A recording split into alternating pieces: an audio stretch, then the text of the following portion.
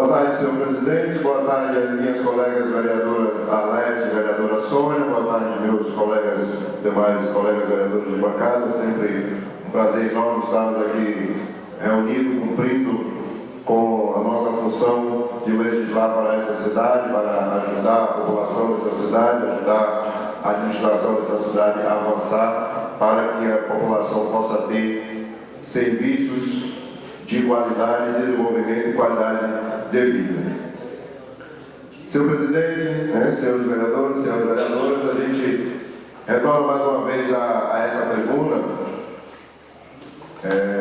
para estar aqui. Durante algum tempo, nós vamos estar aqui com essa pauta política que são as eleições do ano de 2014. Mas, antes de falar da eleição, eu gostaria apenas de registrar que hoje pela manhã estive na Unilab, está tendo uma exposição Brasil-Senegal, e muito interessante. E nós tivemos lá na abertura, junto com a Secretaria, a SEDES, Secretaria de Desenvolvimento Social, com todo o seu staff, alguns outros secretários, e estudantes e muita gente, que vale a pena passar lá na Unilab para ver a exposição.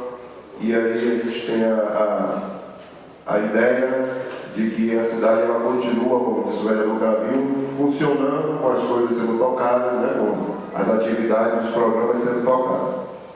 Mas, senhor presidente, eu gostaria que Vossa Excelência marcou o tempo.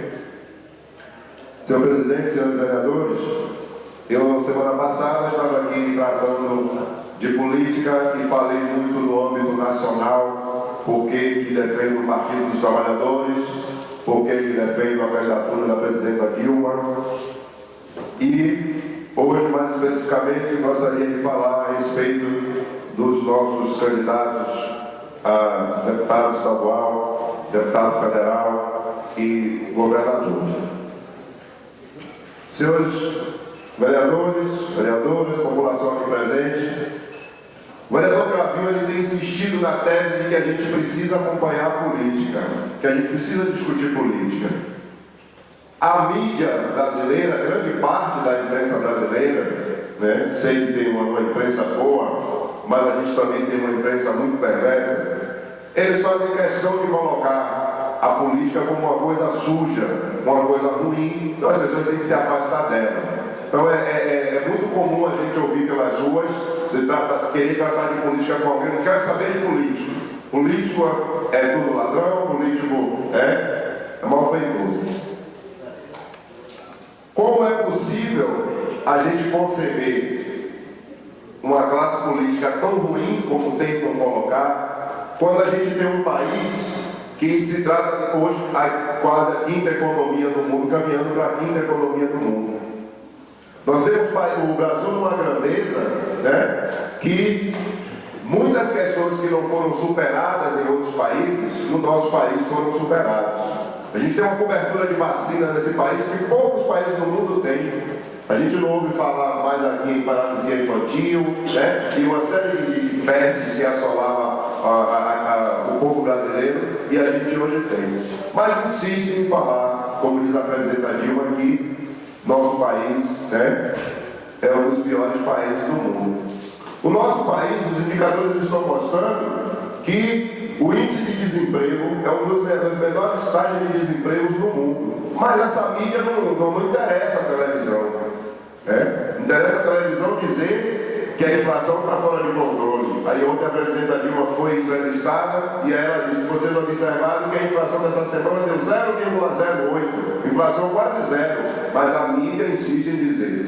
Então, por que Cravil bate tanto nessa tecla e a gente tem que continuar batendo?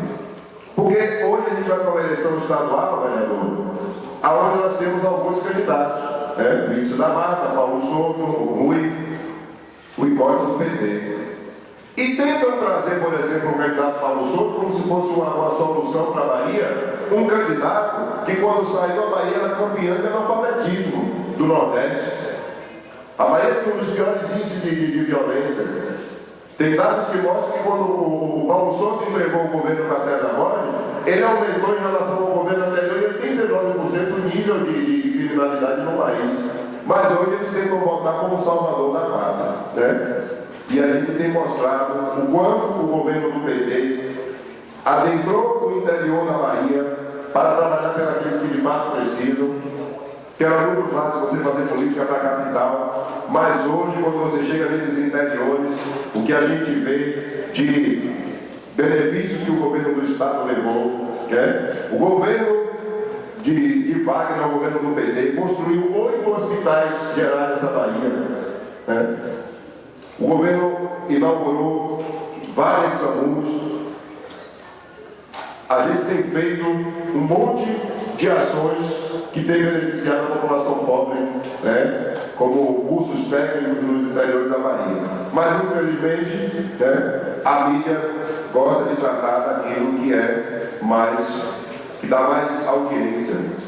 Saiu uma pesquisa, acho que na segunda-feira, estavam enterrando o candidato lá no sábado e domingo, foi o funeral do cara. No sábado e domingo fizeram uma pesquisa e volta na segunda-feira, que era para ver como é que pegava o humor das pessoas em relação à eleição. Né? Claro, o candidato tinha 8%, o Eduardo Campos, tinha 8% da pesquisa, mas morreu, parecia que ia ser o presidente do Brasil. Eduardo não ia ser candidato, ia ser presidente do Brasil.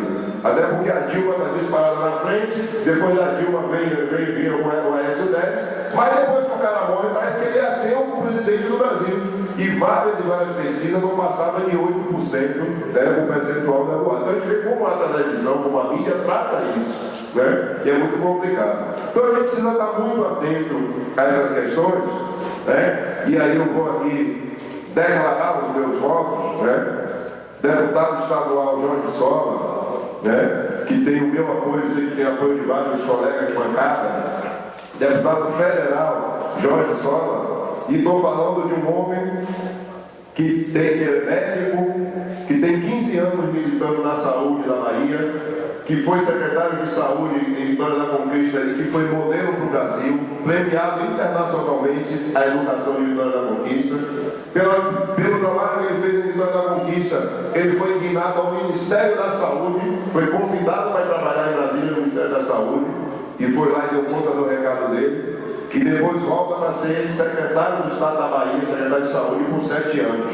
E a nossa cidade, que às vezes as pessoas ficam perguntando cadê o deputado, o que é que ele faz? A SAMU, que tem em São Francisco do Conde, tem o dedo de Jorge Sola, ela é o secretário de saúde. Aquele programa de catarata que foi feito aqui no município, que fez cirurgia de várias pessoas aqui de cirurgia de catarata com o pessoal idoso, aquilo teve o dedo, né, do doutor Jorge Sola. E tantas outras ações que a gente tem feito no município da saúde, a nível estadual, que teve a intervenção direta do doutor Jorge Sola. E por isso que nós apoiamos a candidatura, né, do doutor Jorge Sola para deputado federal. Esse é o nosso candidato, esse é o candidato que a gente vai para a rua pedir voto, esse é o candidato que a gente acredita que vai fazer mais e melhor pela saúde no estado da Bahia, não com promessa, mas pelo que ele tem feito, né, ao longo da sua carreira. Um homem que tem 30 anos de militância política, é a primeira vez que disputa um mandato eletivo, e por incrível que pareça, trabalhar em saúde é muito difícil, porque ficam pessoas que não têm às vezes compromisso com a verdade, por aí dizendo que vai acabar com as filas da saúde.